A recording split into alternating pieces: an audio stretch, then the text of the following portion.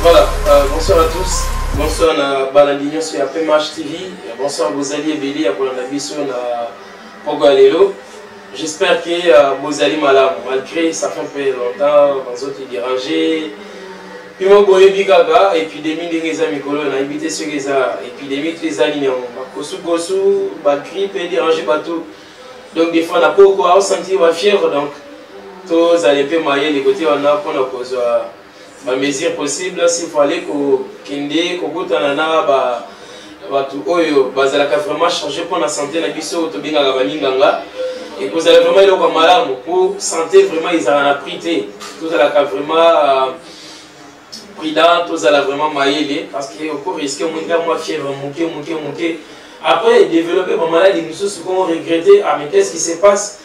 Alors c'est bien ça, c'est pourquoi vous êtes là qui biso vraiment ibéré, Tozongi, et je dis vraiment que Bolimbi c'est biso parce que vous allez sous una copierté, et puis vous allez vraiment déterminer tout moment pour échanger.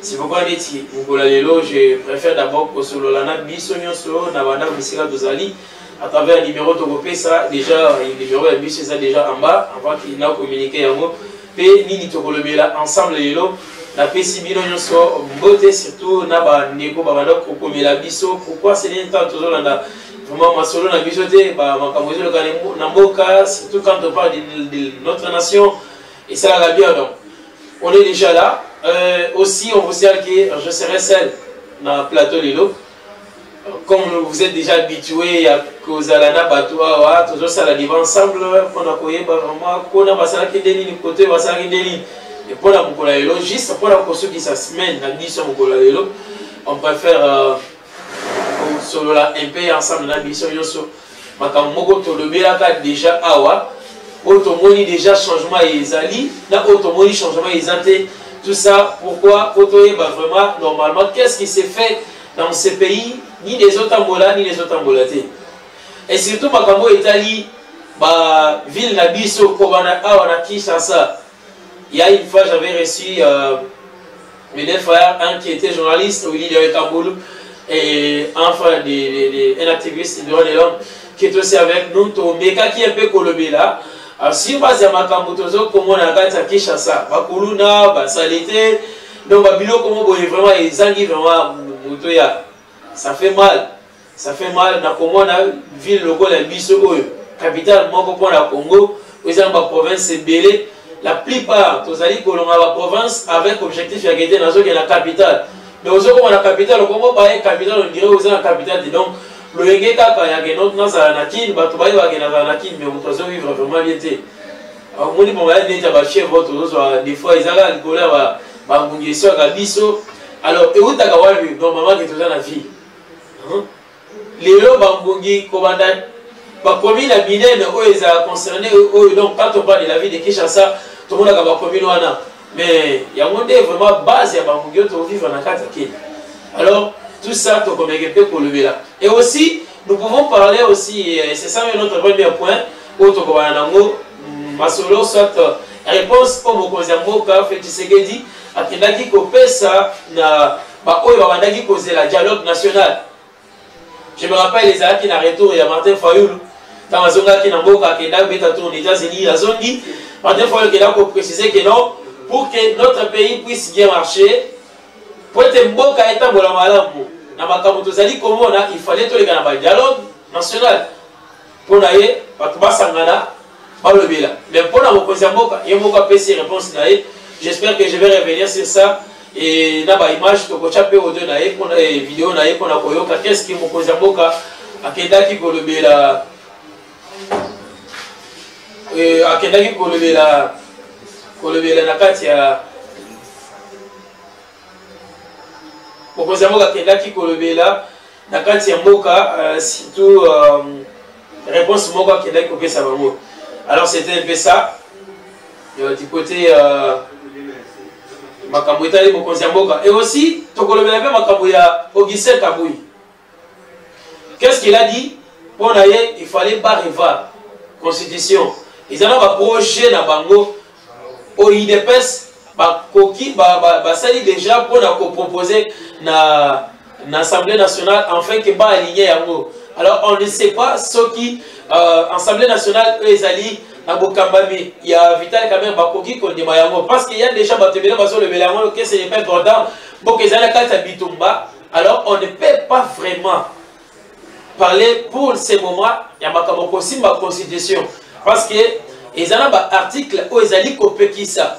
Vraiment, pour toucher la constitution si le pays vraiment est attaqué. Mais tu as très bien que bon, quand les alliés sous attaque, il y a des rebelles, il y a M23, où vous allez communiquer et qui vient dans le Congo, peut-être sous état de siège. Est-ce que Bakoki aussi ma constitution dans le moment où tu alliés? Mais il y a des raisons à un au-dessus communiquer, tu peux ça l'ensemble, analyse. Puis, tu peux un peu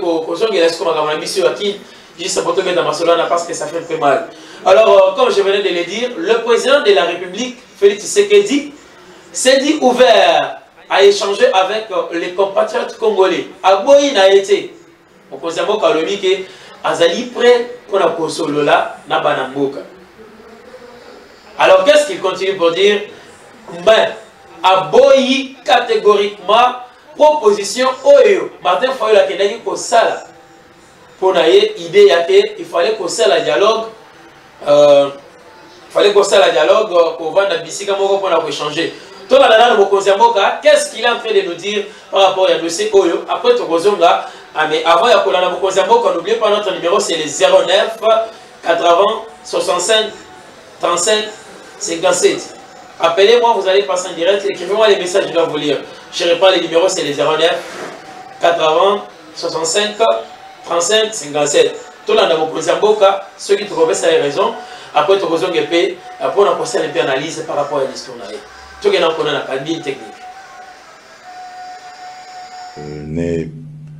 Je ne suis pas à l'origine d'une telle initiative, car pour moi, le pays n'est pas en crise politique pour chercher à tenir encore des dialogues qui vont aboutir sur des arrangements qui vont encore mettre le pays entre parenthèses. Nous ne voyons vraiment pas ni la nécessité ni l'urgence, mais moi, comme toujours, et avec tous mes compatriotes, j'ai toujours eu les bras tendus, les bras ouverts pour parler avec quiconque le voudrait. Donc ici, je voudrais vous informer que ce débat ne concerne ni ma personne, ni la famille politique qui est la nôtre. Donc il n'y a pas une telle initiative qui soit en chantier quelque part. Donc ceux qui parlent du dialogue, bon, ils parlent peut-être de leur volonté à vouloir parler avec nous. Et là, je le dis, la disponibilité est là. Tout compatriote congolais a droit au débat, a droit au chapitre, a droit au dialogue avec même le chef de l'État s'il le désire, mais évidemment en tenant compte du respect de nos lois, du respect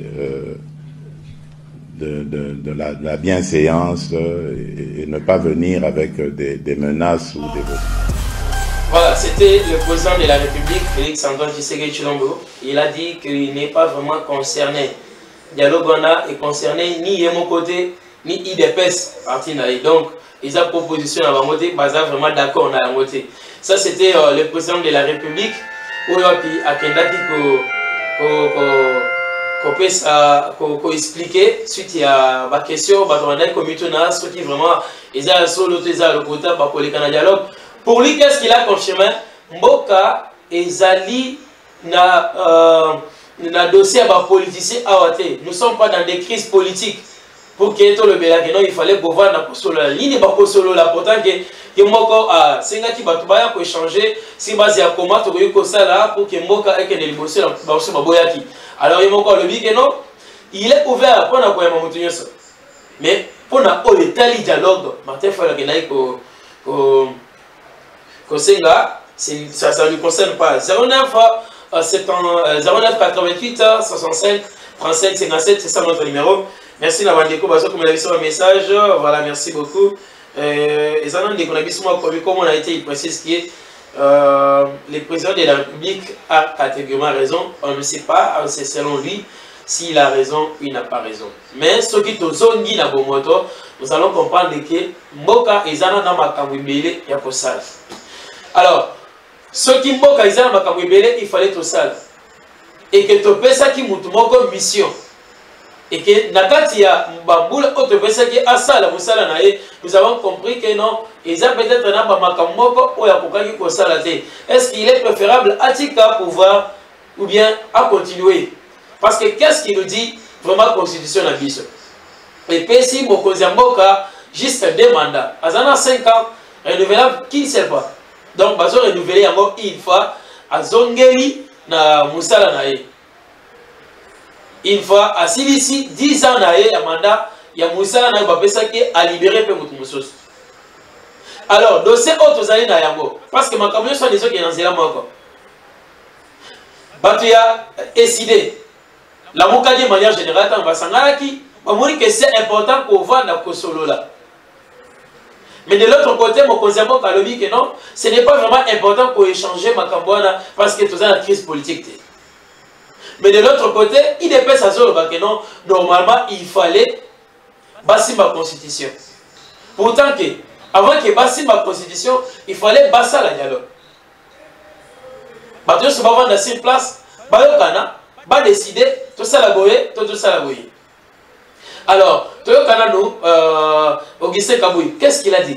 Ils ont une vidéo mais quand il peut solo là et qu'on tire plutôt na bande qu'on a mis sur mon corps au bas kenda qui ko la sur place tant ba qui interview a expliqué qu'on a à lever que non il fallait normalement ba ko ki samalo bana bango au ba kenda qui ko sa population depuis 2006 tant ba banda qui ko bunda il faut ba gagner mandat va gagner pouvoir dans Congo pour la bango il fallait que Simba constitution. Je vais revenir un peu pour le colobelo comme Toyo Kayena.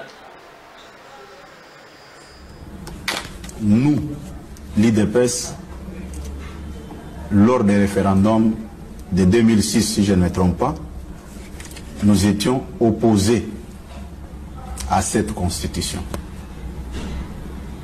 C'est un petit rappel et je vais revenir là-dessus.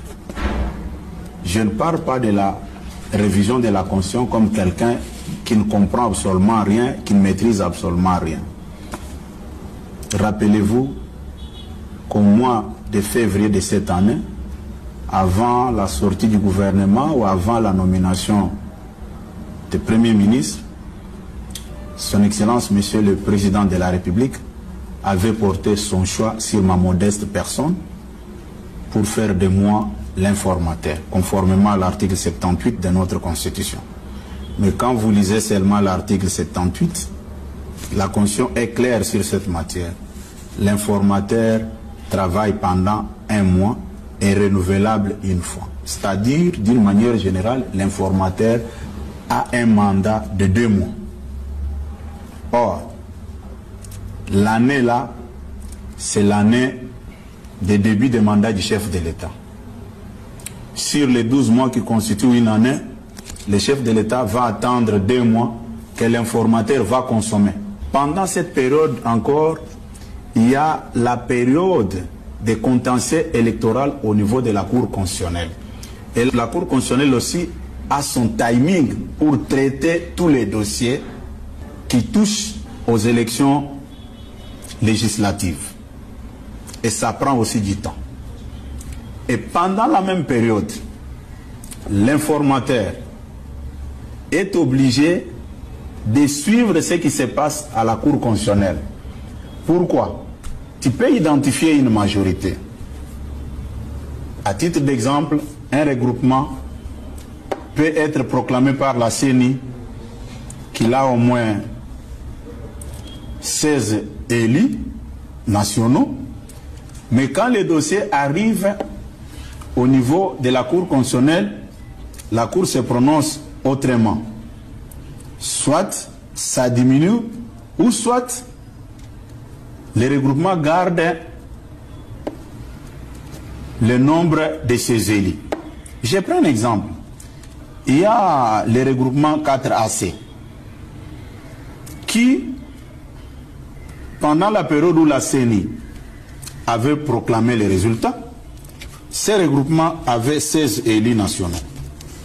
Mais quand les dossiers sont partis à la Cour constitutionnelle, ils sont ressortis là-bas avec 13 députés nationaux. Et c'est un exemple que je donne, il y a eu des cas pareils dans certains regroupements. Et vous allez voir que l'informateur, pour avancer, il sera obligé d'attendre les résultats finaux de la Cour constitutionnelle. Une fois que la Cour dépose son rapport, l'informateur finalise son travail. L'informateur va voir le président de la République. C'est toujours la Constitution. Le président reçoit les rapports, il regarde l'identification de la majorité et le président nomme le Premier ministre selon son pouvoir discrétionnaire conformément à la Constitution. Le Premier ministre nommé ne peut pas entrer en fonction si le Parlement n'a pas donné son quitus. Regardez par exemple, au Sénégal, le président est élu aujourd'hui, un jour après, 2 jours après, il passe directement à la nomination du Premier ministre. Qui nous a dit que les hommes intelligents sont seulement au sein de la majorité parlementaire, sont seulement parmi les politiciens? Même au niveau de la société civile. On peut trouver un oiseau rare qui peut bien former le gouvernement, qui peut bien faire le travail. Mais vous allez remarquer avec moi que le président est toujours avec les deux mains liées qui bloquent même l'avancement de la chose publique. Et nous ne pouvons pas accepter ça. Nous sommes obligés de soulever tous ces problèmes-là. Moi, je vous parle comme ancien informateur, j'ai connu de sérieux problèmes. Et dès que le président nomme le Premier ministre, le gouvernement doit avoir le quitus du Parlement. Comment est-ce que le Parlement peut donner son aval sur le gouvernement si les députés ne sont pas proclamés définitivement par la Cour constitutionnelle? Il y a un problème qui se pose. Maintenant, les sénateurs, ce sont les élus au second degré, l'émanation des députés provinciaux. Et les députés provinciaux aussi ont les mêmes problèmes que les députés nationaux et vont recourir au niveau des cours d'appel pour régler leurs contentieux aussi. Tout ça, c'est une façon d'alourdir la machine. Et moi, je peux demander aux uns aux autres, aux gens qui ont choisi les injures comme un mode d'expression, d'avancer les arguments. Ça ne sert à rien d'embrouiller notre population avec les mensonges. Puis ce que nous disons là, c'est pour sauver notre population. Et n'oubliez pas, en 2006, nous, l'UDPS, nous n'étions pas d'accord avec cette constitution.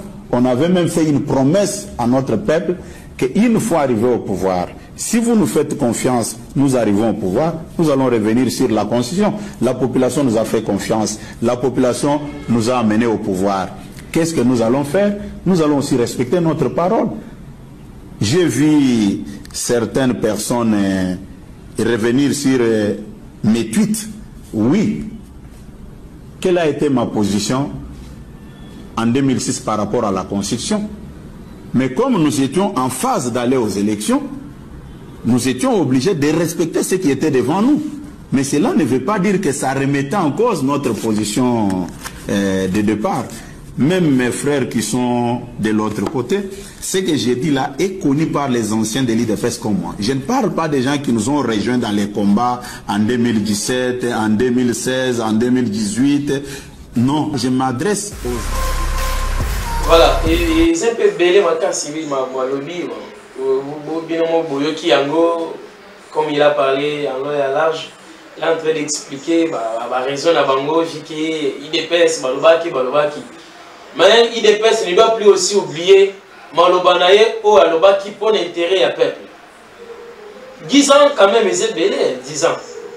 Comme vous trouvez ça, mon cousin Mboka a travaillé. Et c'est bien ma promesse, c'est belé. Parce que moi je ne suis pas là pour dire que non, Guissé Kabouya n'a pas raison. Mais moi je parle juste pour le peuple Nabiso. Dans ma camouflage sur les réseaux, intérêt du peuple les Awak. Intérêt du peuple Nabiso les Awak. Je ne sais pas, la RDC après 15 ans, tu vois la 2000. tozokoma wapi makambo ya $, oyo tokoki kovandela kokotisana na Assemblée nationale kotelemela yango pour dire que dollar ezomata na mboka na biso boye ndeni nalandaka video mo ya batiktoker bamasa mo bakendaki Congo Brazza bamisi mo na biso ya franc congolais baisongo te omo eza na valeur te baza siko na $.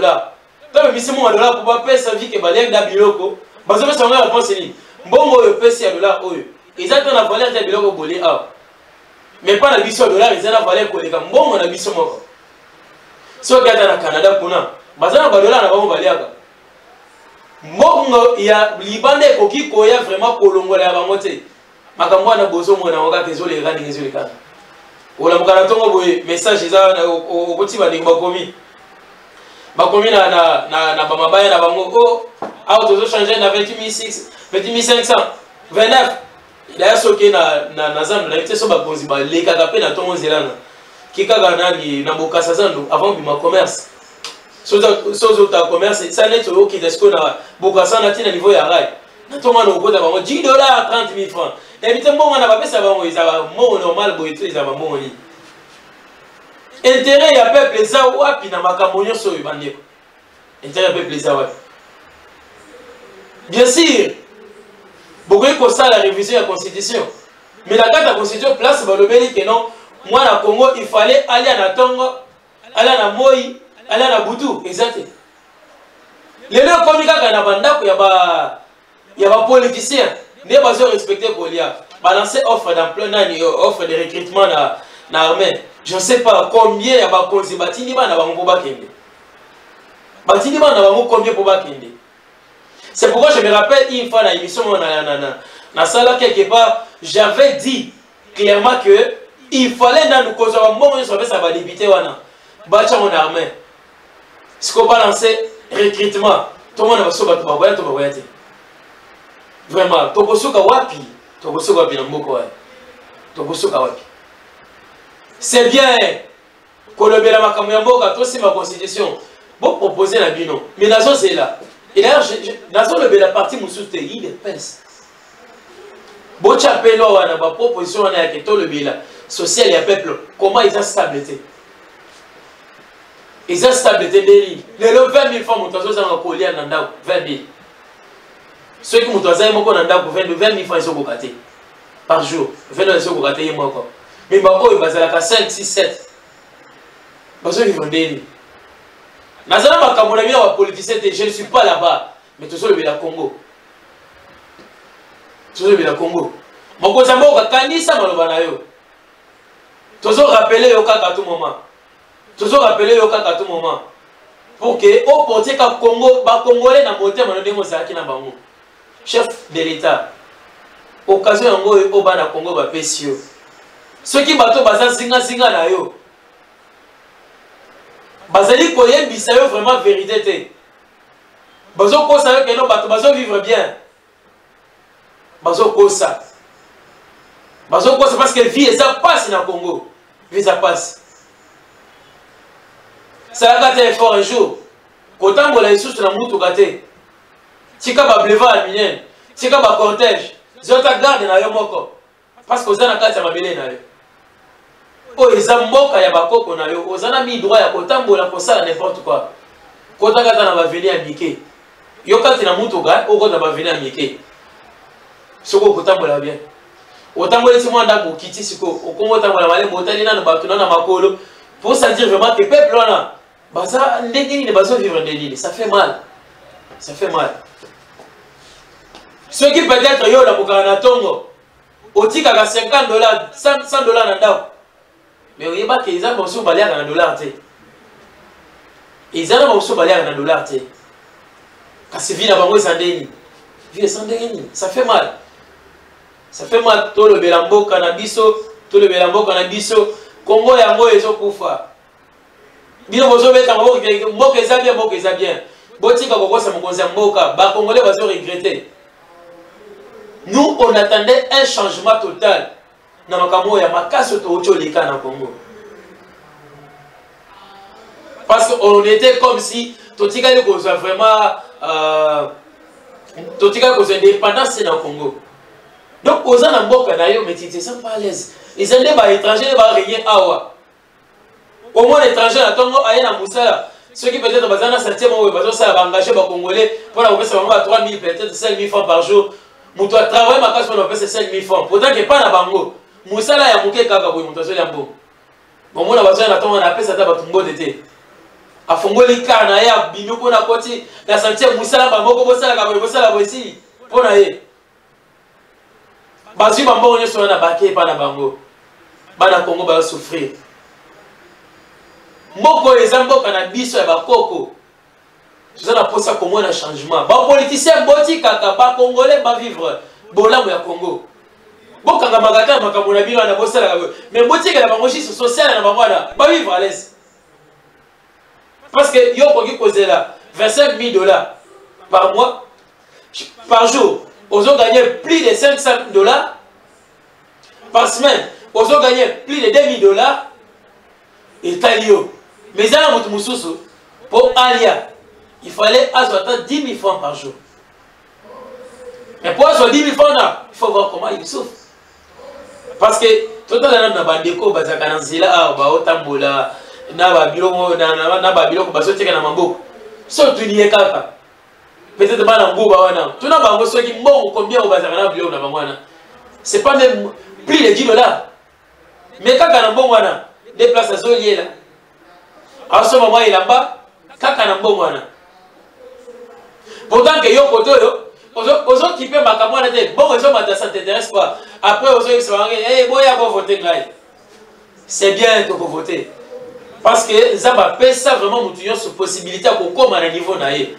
Parce que ceux qui sont comme des politiciens en Congo, ceux qui sont comme des politiciens en Congo, je ne sais pas, hein, je ne sais pas vraiment. Ceux qui n'ont pas ça, il y a moninga.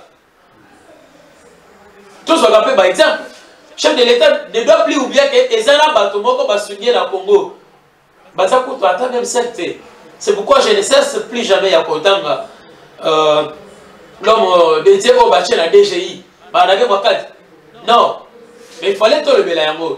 Ceux qui visent le 8e automoko a connu le mélange. Mais il faut voir. Maman, c'est ce qu'on a déjà dit. Mais on va député. Parce que l'habitant de la député, parce que la conseillère Balois, Balois est juste pour augmenter les sources vie macasse, vie à passer. Du coup, là, va Congolais. Mais Moutouko, là, on a bien Makati. Moutouko, là, va juste là, il va constamment Moutamba. Malgré tout, non, il parle trop, il fait ça. Mais quand même, à ce ça là, au moins, il y a la volonté, on a pour ça là. Ah, Bandeko. Déjà, il est là qui voit. Les lots déjà, il est là. Ça fait bien. Alors, c'est belé la Congo. Mais moi, parce qu'il était un monsieur oublié. Il était un monsieur oublié tant qu'on travaillait dans le bureau. Un simple chef de bureau. Qui savait qu'un jour, un chef de bureau, ou c'est parce qu'avant, comme on a niveau, il y a Zaki. Il y a Nicolo. Koleka bangonyo soko masiko DG au comme PDG au salipe musala ba congolais ba CPI parce que alors des fois tu s'intéresses à gâter na bagamosus qu'est-ce qui se passe à la DGI qu'est-ce qui se passe à la DGK ni nous connaît vraiment ba ça mais ça vraiment ba entreprise de l'état au écoute ça ka mbongo na Congo et le DGI ils en attendent ba se sentir la DGI ba so ta suma coloté même ici azo suma kana ye. Pourquoi? Parce que les gens travaillent malade. Bon, ils ont versé dans l'État, mais l'État va reconnaître Bango. Il s'agit de ça, Bango. Mais ceux qui sont tous dans la vision, il y a une autre entreprise en Azali. Il fallait faire ça l'effort pour que les travailleurs n'aient pas se retrouver. Parce que ceux qui ont se retrouver, on se rappelle, ils botent dans l'Aïe. Ceux qui ont déjà tombé la famille. Ils doivent vivre bien. À cause de même 5 personnes en charge. C'est Oya qui n'attend pas la poto. Parce que le micro n'a pas évité. Ou bien ça l'a boyé parce que le micro n'a pas évité. Ou bien ça l'a boyé parce que. Alors, si tu as un politique et tu as un parce que tu as dit que politique est un peu de tu as un rien. C'est pourquoi je l'aime trop, il ne parle pas. Un homme calme, il ne parle pas. Il ne s'intéresse pas trop. Il dit qu'est-ce qui se passe là-bas. Lui est concentré. na ba rapport bazo ya nango tu sais na moni a otolingi to kita c'est il faut tout ça les recouvrement il faut tout ça la boy to la ndaka bango gouvernement ya sikeye 100 jours déjà il est qui malgré nous pouvons dire que non bilan est à 0 boy. Mais ça va tout moko bazo travailler wana bazo travailler na 4 gouvernement bon les batailles nazo clé ni sabino boza la makasi to bibisa Congo na 4 ya bosoto to bibisa Congo na 4 ya pasi nous souffrons mes frères nous souffrons transport na butu awa déjà son assisté mission a na limite son dans dans Béni pour ça le cas où il est si on va parler au risque de dépenser 10 000 francs et alors so 10 000 francs et parce que moi la batambi to wana 400 mon habitude c'est la 400 francs au comme na mutu 400 comme 4000 au pesi parce que ça la choix au commandant aux a obligé au bimaso sur l'eau il attend Nandako bazo zela balia. Ndako bazo zela balia. Tokosuka wapi? Tokosuka wapi vraiment? Ça fait mal. Parce que ceux qui te commandent ko vandi saba politicien awa. Muto so commanda ko défendre kana e.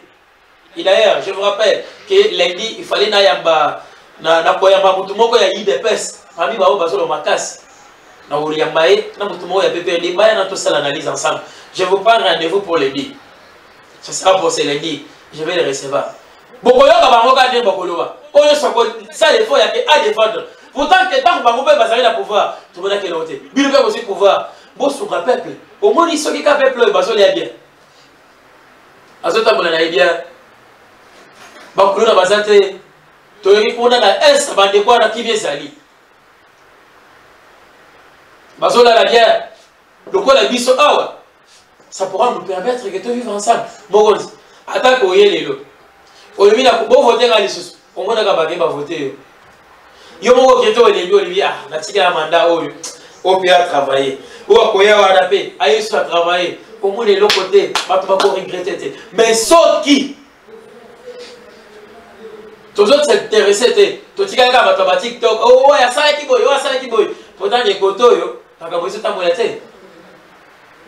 C'est comme si tous les autres ont un bateau de chat dans vous. Quand il y a des moto, bazolo bateau moko bachi na vous wana. Et tout ce qu'on commande li. On commande li. Ça fait mal et ça passe. Des fois on a temps na zonga kamuke pour qu'on a pas discours et pas politicien. Quand j'essaierai je vais faire ça, quand j'essaierai je vais faire ça. Et que aujourd'hui dollar. Papa, d'accord, on fait un d'accord à $40 pour commencer à retrouver. Donc, $40, il commence à 125 000 francs. Pour ça, on a vu les gens qui sont il commence à 500 000 francs. Tony. Pour Nanga, tout le monde la franc congolais cassi, tout le monde pense, tout le monde sait là-bas $. Ce que je sais, tout le monde la chiste $, les francs congolais, tout le monde peut. Ils ont la valeur parce que bisous qu'on a toujours que ça en valeur. Toujours que ça en valeur. Ma poche n'a bien sur la politicien. Yo comme ça mi fa na poche. Kaba $10, ba $20 des hommes marqué do changer au pesa ba petit dans le transport. Mokonzi, Kalisa Bisiko Ota. Dieu t'a placé place wana avec mission. Nazo ko ba naso ba déjà. Dieu t'a placé place wana na mission moko. Mission les amis. Kende au bibisa bana Congo bana Israël. Gouverneur na biso aye to le belango n'a rien fait, Gobila n'a rien fait, oh yaya a travaillé. Les longo bila accueilli tout ça dans Daniel Bumba. Depuis au combat gouverneur. Ni au sali pe stratégie ta bouquet kaka. O e ko pesa kimia na kata ki. Na le d'abord na Kinshasa. Parce que tout ça dans ma sécurité. Salubrité ma casse la Congo na ki. Tout le bina makambwana. Ata to banana ata na ma sécurité. Au salini ni pour la sécurité na ki. Au salini. Totika koganga makasi, totika koloba kabigi. Oh je vais. Au komi. Et d'ailleurs je me rappelle le passé qu'on avait prié même Zambé merci parce que pesi moi na mabele oyo mboka oyo passe la ça les lots mon cause mboka pesio mission ça là qui les a wapi bambo les a bande a beta tous là bas inondation parce que ba caniveau yo c'est bouché malgré oyo c'est pas ça c'est que moi je regarde c'est quoi ozo mona ke na se ko les a bouché mais yo so banda caniveau de colo après au 4 place au monde qui est bébé aussi qui est là mais dans ce qu'on a vu que moi il est wapi au bois c'est que je moi il comme place za boucher et toni et ya kana basé zéro ne collecter et quand on est juste au salaire quoi non au salaire musala punda au salaire père musala punda quand tu as quartier tu n'as pas bandeko ah oui et ça la ndeni baba il a mis le kinagwa mais sa mission pour que moke qui ne ligoso souci majeur de les akiake n'a signalé ba konzinal ba politicien avoir baya des missions dans les sous baya ko exprimer makamona bango mais besoin na nous conscience en nous je ne cesserai plus jamais à rappeler la kabiso à tout moment c'est basé à makambo nous sommes presque à la fin binomo boyo ki mogozi mboka ndenga lobi azako était mais ba tu as jamais kabonde bazo stimuler sikoyo ba tu as décidé la moka po ba kende basa la bamakele les belé pour que dialogue wana et ça maga des articles on a autre temps na bande on a mis ça Congo profond bazo le belé yango si passe donc ça fait mal to ko so ba na ba politicien alors tous là sur ces actes tous sont en Congo tous sont en ba congolais ba vivre bien mais surtout ceux qui prennent en mission politique c'était émission na biso lobato yo kayo to komi presque na suka et je crois na ko pesa bien juste rendez-vous pour le lundi prochain mais moi ça n'était peut-être sur les ambassadeurs au courant de la semaine ici et vous allez un programme ko koleka il y a des collaborations avec Isatu et ko commanda koleka ah alors tous allez bien attirer à tout moment pour na kolanda yango merci na bao nyonso ba vous allez qui kolanda biso malgré bosser l'intervention de Sophia Chibwabwa. Je vois aussi Willy Deoye Kamboulou, je vois Papi Mutombo, merci Papi Mutombo parce que au salipé ma casse pour l'anabiso Junior Moui, Azol l'anabiso à partir de l'application de Bissa Boussat depuis le Bombashi, vous avez qui pena Ebele et aussi Audrey Koubi de l'autre côté de la province Kassai. Vous avez qui vraiment nombreux, j'ai dit vraiment nombreux, merci pour la fidélité. Et aussi pour la message d'anabiso. Alors je nous prends un rendez-vous juste pour le lundi prochain. Et aussi si j'ai la compétence il y a WhatsApp plutôt Facebook oui puis na WhatsApp na ba invité pour na koyamba bokoyeba yango na Facebook et na ba compte ambition. Merci beaucoup et surtout tokotana zambalola azana mo